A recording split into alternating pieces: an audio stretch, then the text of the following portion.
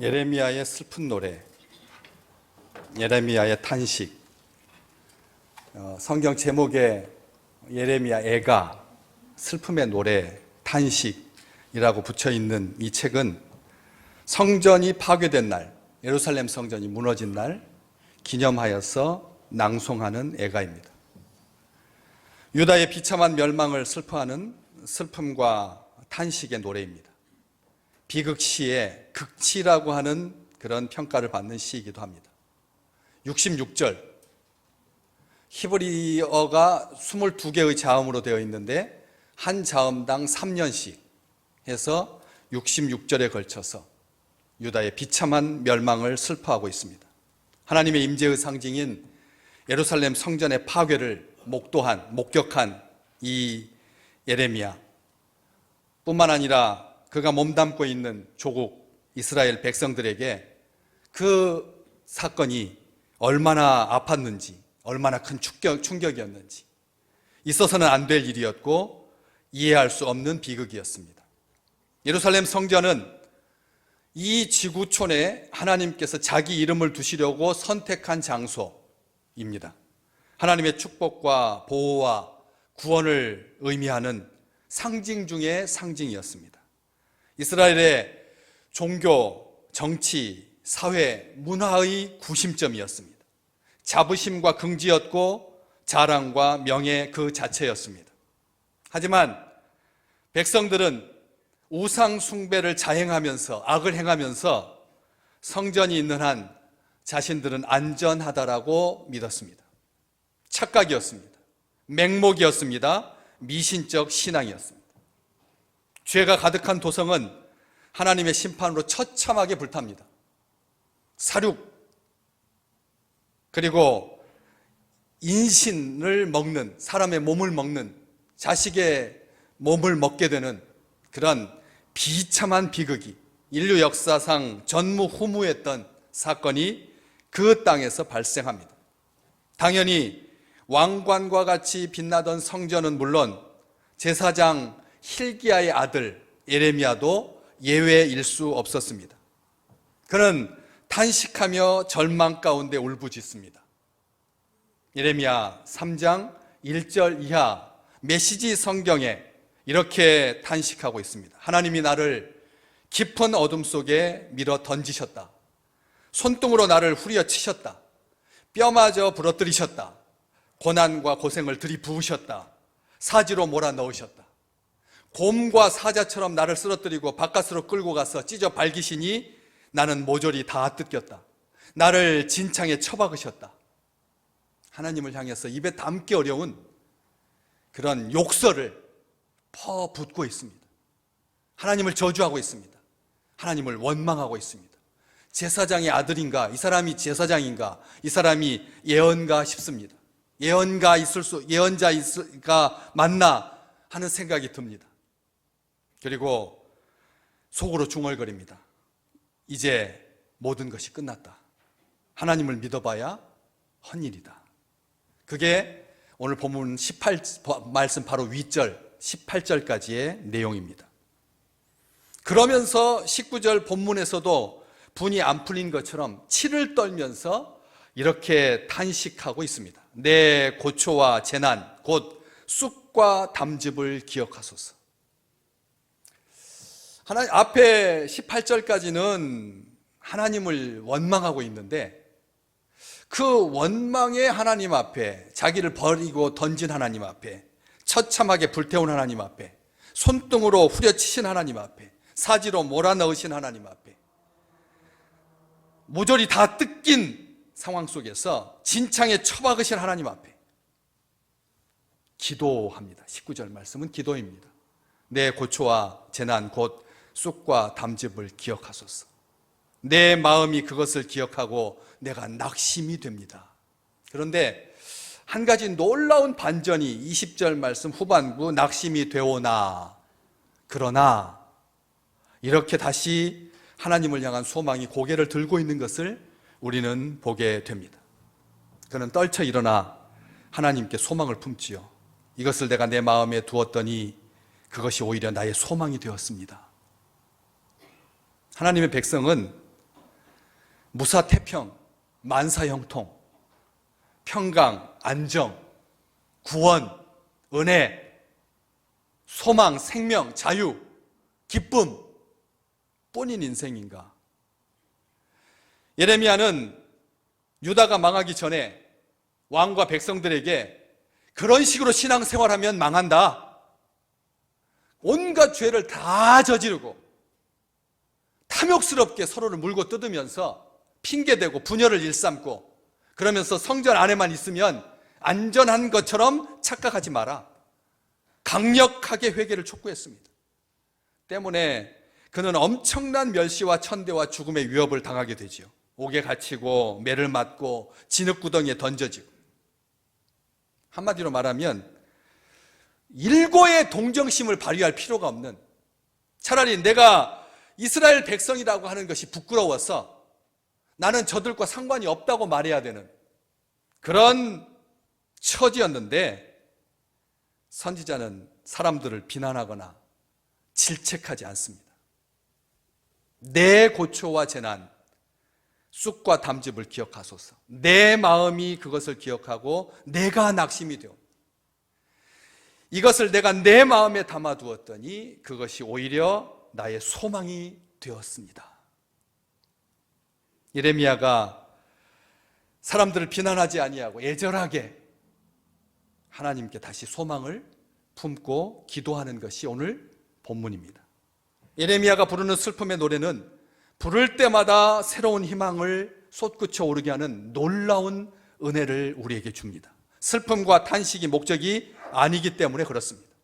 슬픔을 관통하는 소중한 통찰을 담고 있기 때문에 그렇습니다. 이스라엘 백성들은 매년 통곡의 벽에서, 포로되어서 끌려간 땅에서 이 노래를 부르며 죄악을 회개하고 멸망을 탄식하며 눈물로 다시는 멸망하지 않는 길, 썩지 않는 길, 하나님과 동행하는 길, 회복되는 길, 생명의 길, 믿음의 길, 소망의 길로 나아갑니다.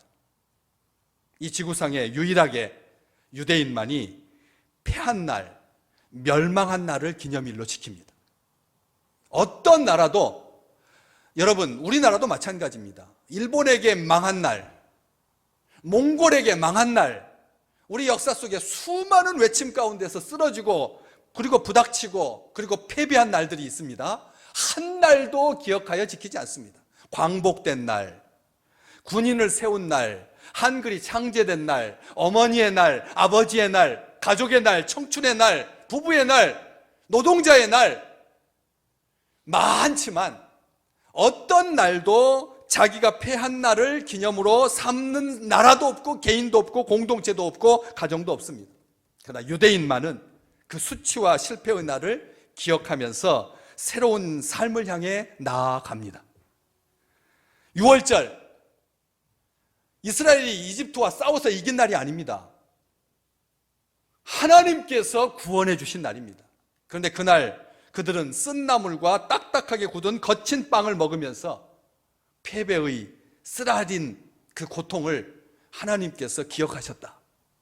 노예되어서 끌려간 날, 그리고 마음대로 자손도 낳지 못하는 날, 아들이면 죽여야 하는 날, 그런 수치의 땅, 죽음의 땅, 고난과 고통의 땅, 그 쓰라린 담즙과 쑥과 같은 그런 슬픔의 날들을 하나님께서 종식시키셨다.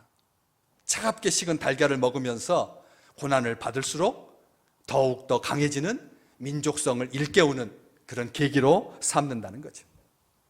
독일의 신학자 클라우스 베스터만은 이렇게 말했습니다. 교회가 예레미야 예가를 읽지 않는다면 슬퍼하는 방법을 알지 못할 것이다. 슬퍼하는 것도 방법이 있다는 것입니다. 예레미야는 억울해서 하나님 앞에 자기의 감정을 그냥 물 쏟듯 쏟아놓는 것 같지만 탄식 시 중에서, 비극시 중에서 이보다 더 정교한 시가 없답니다. 1장, 2장 모두 다 답관체, 히브리 알파벳 순서로 되어 있습니다. 알파벳 22자, 그래서 22절, 22절. 그리고 3장은 66절로 한 알파벳을 가지고 3번씩. 다시 말하면 그냥 분노를 어찌할 수 없어서 자기 감정에 겨워서 막대기로 땅을 막 두들기면서 머리를 쥐어뜯으면서 그렇게 절규하고 있지 않다는 거예요. 이 시를 통해서 예레미야는 여호와께 대한 모든 소망이 끊어졌다라고 생각했지만 그럼에도 불구하고 하나님의 인자와 긍휼이 무궁하기 때문에 하나님의 백성들에게 두신 새 소망을 붙들 수 있도록 시로 남겨서 오늘 이 어려움의 시대를 살고 있는 주의 백성들에게 다시 한번 읽을 수 있는 기회를 허락하고 있는 것입니다. 성경이 가르친 대로 기도하기 어려울 것이다, 이 책을 읽지 않는다면. 그래서 본서를 큰 소리로 읽을 때 우리에게 큰 유익이 있다. 하지만 조용히 거듭 묵상하면 우리의 고통과 함께 하시는, 슬픔과 함께 하시는, 우리를 울고 계시는 하나님의 눈물에 우리가 적심받게 될 것이다, 이렇게 말하고 있는 것입니다.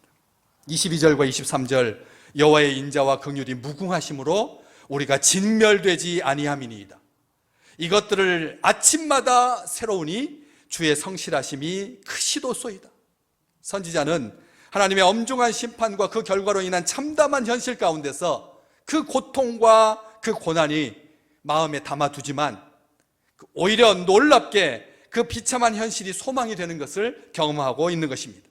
극심한 고통을 통해서 여호와의 인자와 긍휼을 깨닫게 됩니다. 깊은 절망 가운데 오히려 새 소망이 생겨나는 것을 보게 되는 것이죠. 우리 하나님은 신실하신 하나님이십니다. 구원의 하나님이십니다. 우리에게 소망과 위로를 주시는 하나님입니다.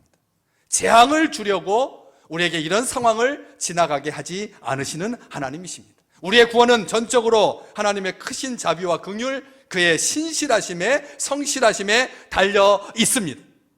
예레미야는 주의 성실, 주의 신실하심이 크다고, 그 크심을 아침마다 깨달았습니다. 이것이 우리에게도 똑같이 날마다 아침마다 새로우시기를 주님의 이름으로 축복합니다. 예레미야는 절망적인 상황에서 더욱더 여호와를 바라보고 새 힘과 소망을 얻습니다. 24절과 에서 26절까지 내 심령에 이르기를 여호와는 나의 기업이시니 그러므로 내가 그를 바라리라 하도다. 기다리는 자들에게나 구하는 영혼들에게 여호와는 선하시도다. 사람이 여호와의 구원을 바라고 잠잠히 기다림이 좋도다. 오늘 설교의 제목입니다. 사람이 여호와의 구원을 바라고 잠잠히 기다림이 좋도다. 여호와는 나의 기업이시다. 선지자는 말하고 있습니다. 주는 나의 모든 것이 되신다라고 하는 말씀입니다. 여호와는 나의 기업의 일부분이다 라고 말하지 않습니다. 소망 중에 소망이라고 고백하고 있습니다.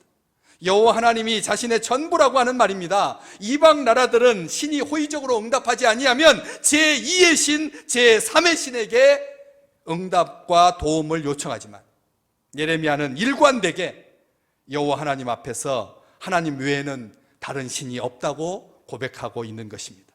이것이 그의 고백이며, 이것이 그의 경건이며, 이것이 그의 믿음이며, 이것이 그의 소망이며, 이것이 그의 사랑입니다.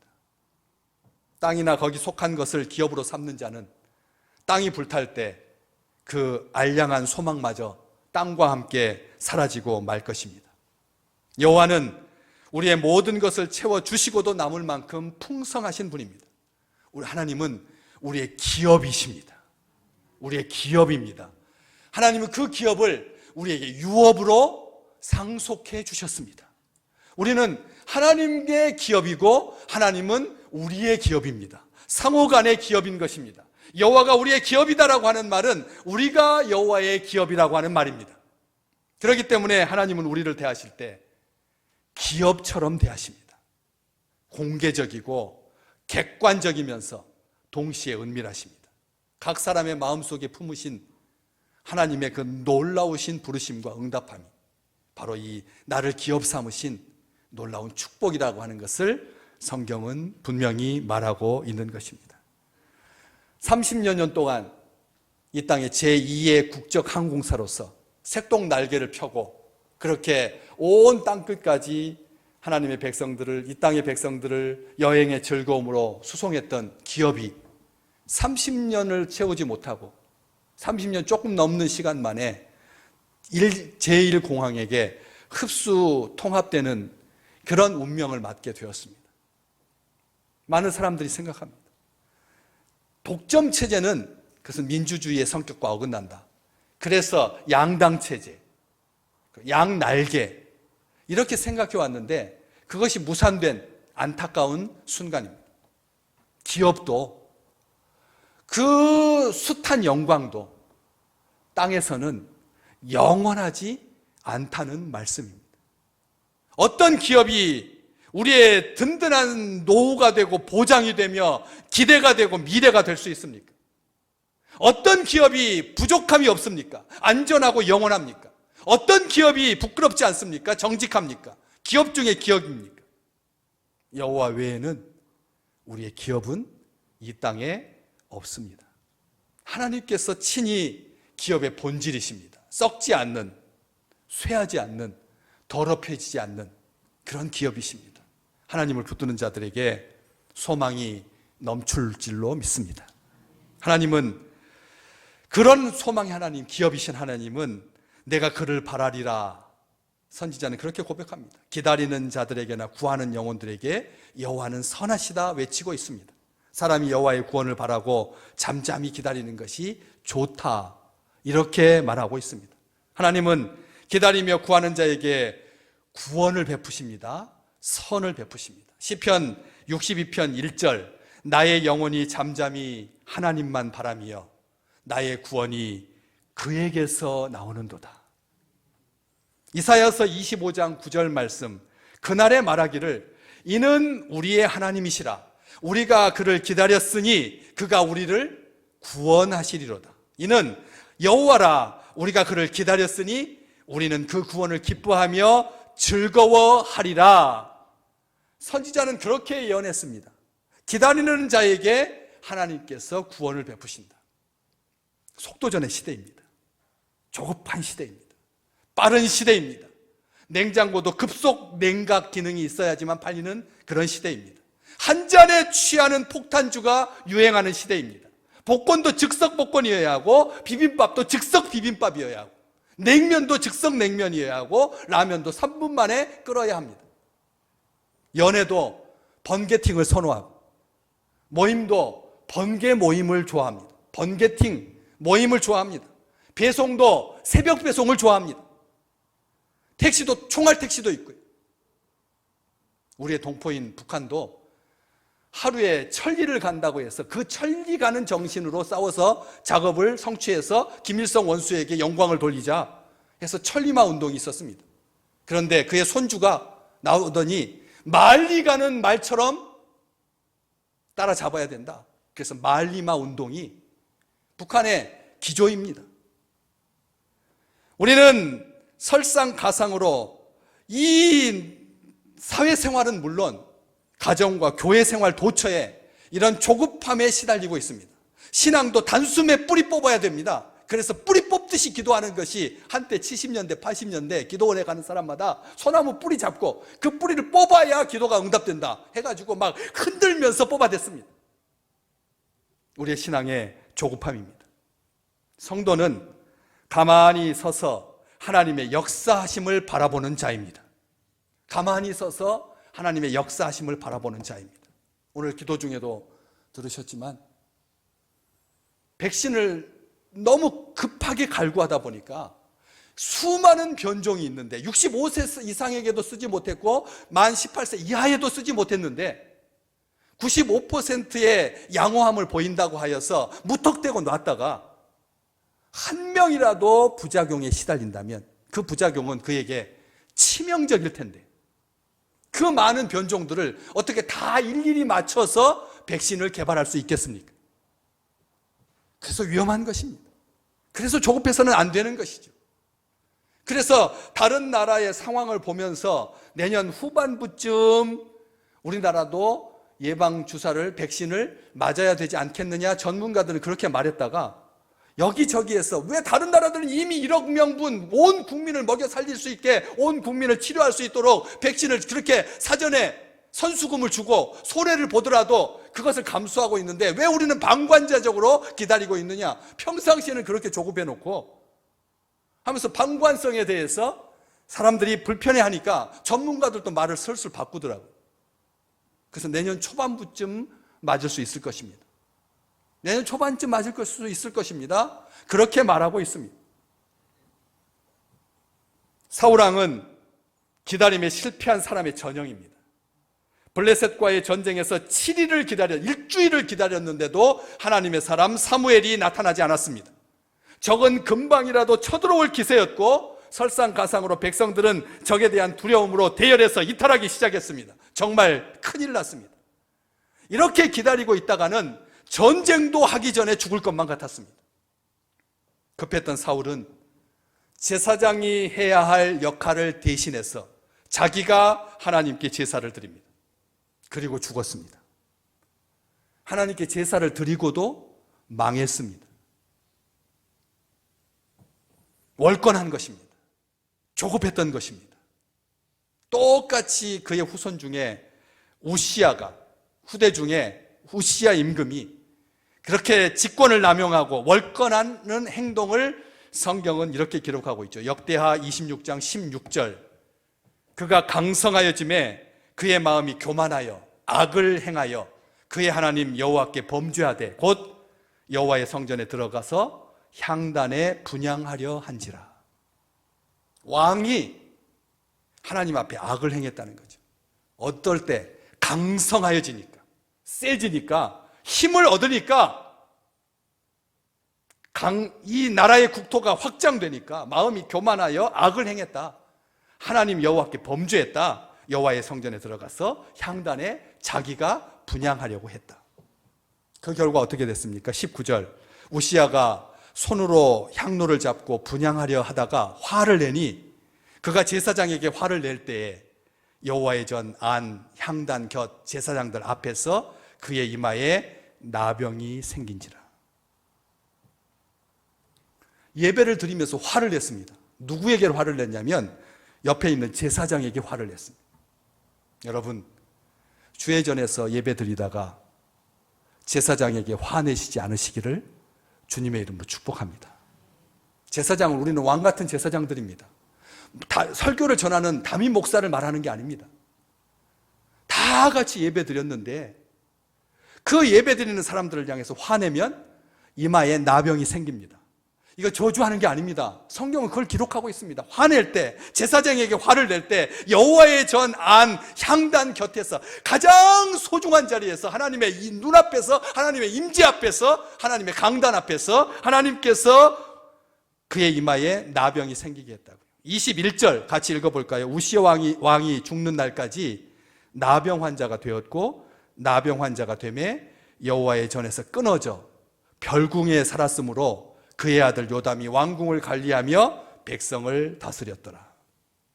죽는 날까지 다시는 왕좌에 복귀하지 못하고 왕으로서 다스리지 못하고 끊어져서, 여호와의 전에서 끊어져서, 하나님의 전에서 끊어져서, 떨어져서, 분리되어서 별궁에 살면서 그의 아들 요담이 왕궁을 관리하고 백성을 다스렸다. 반면에 다윗은 기다림의 사람이었습니다. 우리가 너무 잘 아는 시 하나 읽어볼까요? 시편 62편 5절 말씀, 앞에 자막이 있습니다. 같이 읽겠습니다. 나의 영혼아 잠잠히 하나님만 바라라. 파수꾼이 아침을 기다림보다 내 영혼이 주를 더 기다리나니 참으로 파수꾼의 아침을 기다림보다 더하도다. 아멘. 이 축복이 여러분의 축복이 되시기를 주님의 이름으로 축원합니다. 나의 영혼아 잠잠히 하나님만 바라라. 파수꾼이 아침을 기다림보다 내 영혼이 주를 더 기다리나니. 하나 더 읽어볼까요? 시편 40편 1절 다윗의 시입니다. 다들 같이 읽겠습니다. 내가 여호와를 기다리고 기다렸더니 귀를 기울이사 나의 부르짖음을 들으셨도다. 아멘. 기다리고 기다렸더니 조급하고 들레지 아니하고 급속 냉동 새벽 배송 퀵 서비스 하다가 이 땅에 많은 노동자들이 길거리에서 세상을 떠납니다. 몸이 감당하지 못해서 과로사하고 있습니다. 도대체 얼마나 급하길래 새벽에 받아야 합니까? 얼마나 급하길래 퀵 서비스를 해야 합니까? 그래서 그러지 말자고 서서히 선한 운동이 우리 가운데서 일어나고 있습니다. 당일 배송 안 해도 되니까 천천히 하루에 100개 이상 배달하지 않아도 됩니다. 건강한 체력에 맞게 천천히 하셔도 됩니다. 그래서 이런 선한 운동이 우리 가운데 일어나는 것, 이것은 바람직한 일입니다. 냉동식품도 속에다가 냉매 잘 보충해가지고 적당한 때 저녁에 배송되면 되지, 무슨 당일 배송이어야 하고 새벽 배송이어야 합니까? 시편 37편 7절, 여호와 앞에 잠잠하고 참고 기다리라. 자기 길이 형통하며 악한 꾀를 이루는 자 때문에 불평하지 마라. 기다리면서 뭐 하지 말라고요? 불평하지 말라고요. 왜요? 우리의 기다리는 기다림은 막연한 기다림, 억울한 기다림이 아니기 때문에 그렇습니다. 오늘 말씀, 사람이 여호와의 구원을 바라고 잠잠히 기다림이 좋도다. 26절 말씀, 사람이 무엇을 기다리며 잠잠히 기다리는 것입니까? 여호와의 구원을 바라고 기다리는 겁니다. 우리의 기다리는 기다림은 하나님의 구원을 바라고 잠잠히 기다리는 기다림입니다. 하나님께서 기다리는 자에게 반드시 구원을 베푸실 줄로 믿습니다. 이사야서 30장 18절, 그러나 여호와께서 기다리시나니 이는 너희에게 은혜를 베풀려 하심이요 일어나시리니 이는 너희를 긍휼히 여기려 하심이라. 대저 여호와는 정의의 하나님이시라. 그를 기다리는 자마다 복이 있도다. 선지자는 그렇게 외치고 있습니다. 우리 하나님도 기다리신다. 우리 하나님도 기다리신다. 누가복음 15장, 둘째 아들을 보내놓고 아버지는 그날 밤부터 아들이 돌아오기를 기다렸습니다. 그날 밤부터 아들이 돌아오기를 기다렸습니다. 먼 나라로 가서 참기와 함께 뒹굴면서 말아먹을 것이니까 한 달쯤 뒤부터, 2달쯤 뒤부터, 그 재산이 다 소진된 다음부터 아들을 기다린 게 아닙니다. 그날 밤부터 동부 밖에 나가서 아들이 돌아오기를 기다렸습니다. 그게 아버지의 마음 아닙니까?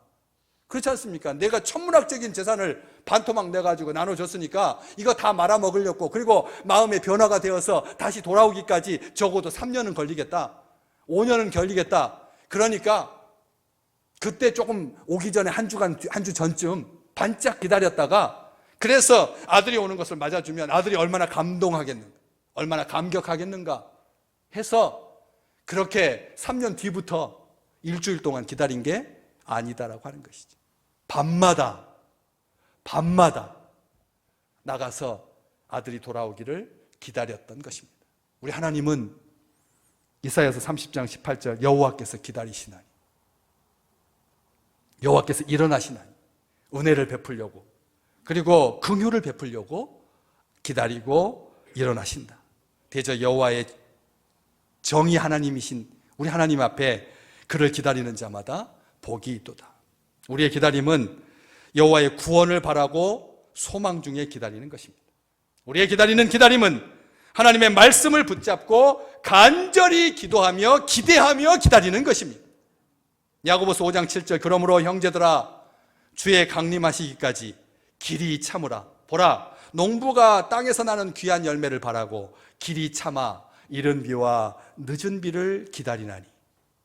농부들도 기다립니다. 요셉도 기다렸습니다. 10대에 팔려가서 그 총리의 집안에서 그렇게 모든 것을 물쏟듯이 하고 정성을 다하고 하나님의 마음에 합한 자로 살았지만 감옥에 갇혔습니다. 억울한 누명을 쓰고 감옥에 갇혔습니다. 10년이라고 하는 긴 시간이 흘러갑니다. 17년이 흘러갔습니다. 감옥에서 썩었습니다. 여러분, 종신형입니다. 종신형입니다. 살았으나 산 것 같지 않았습니다. 억울했을 것입니다. 잠이 왔겠습니까? 피 끓는 열정에 사는 청년이었는데 그 청년기를 고스란히 감옥에서 썩었습니다. 감옥에서 버렸습니다. 감옥에서 주저앉아 있었습니다. 그런데 하나님께서 그를 하나님의 때에 불러 일으키시니까 총리가 되어서 나라를 구하고 민족을 구하고 흉년을 구하고 이집트를 구하고 그런 은총을 하나님께서 허락해 주셨습니다. 노아는 120년을 기다렸습니다. 배를 지으면서 120년, 미친 짓입니다. 바보 같은 짓입니다. 억울하고 사람들마다 산 꼭대기에다 무슨 배냐? 그것도 사람이 타는 배가 아니라 저게 무슨 창고 같은, 창문도 하나도 없고 노 나올 구멍도 없고 그냥 뜨는 상자인데 저렇게 정성을 다하고 아들 며느리 다 함께 아들 세 아들 데리고 그렇게 120년 동안 기다리며 하나님의 때를 기다리며 방주를 예비했죠. 다윗도 왕이 남북이 통일되어서 왕이 되기까지 7년이라고 하는 시간을 기다립니다. 사울이 몰락하고 사울의 가문이 죽고 나서 7년이라고 하는 시간을 기다렸습니다. 그래서 기다리고 기다렸던 것입니다. 하나님의 사람은 기다림의 사람들입니다. 바울도 마찬가지입니다. 눈꺼풀이 벗겨지고 하늘의 영광을 보고 예수 그리스도께서 너는 이방의 복음을 위해서 선교를 위해서 내가 택한 그릇이다 라고 하는 말을 듣고 당장 가서 복음을 전하는 것이 아니라 3년을 광야에서 하나님의 은총을 기다리고 하나님의 말씀을 기다리고 하나님의 약속을 기다렸습니다. 기다리는 자에게 하나님께서 좋은 것으로 주실 줄 믿습니다. 유다서 1장 21절 하나님의 사랑 안에서 자기를 지키며 영생에 이르도록 우리 주 예수 그리스도의 긍휼을 기다리라. 우리가 마지막 날까지 기다리는 것은 힘없음이 아닙니다. 기다리는 것은 낭비가 아닙니다. 기다리는 것은 속수무책이 아닙니다. 예수 그리스도의 긍휼을 기다리는 자에게 하늘의 영광으로 하나님께서 채워주실 것입니다. 점도 없이 흠도 없이 하나님께서 우리를 사랑하시고 우리를 기뻐하시고 그래서 하나님 앞에 놀라운 이 은총을 누리는 우리 믿음의 식구들 다 되시기를 주의 이름으로 축복합니다.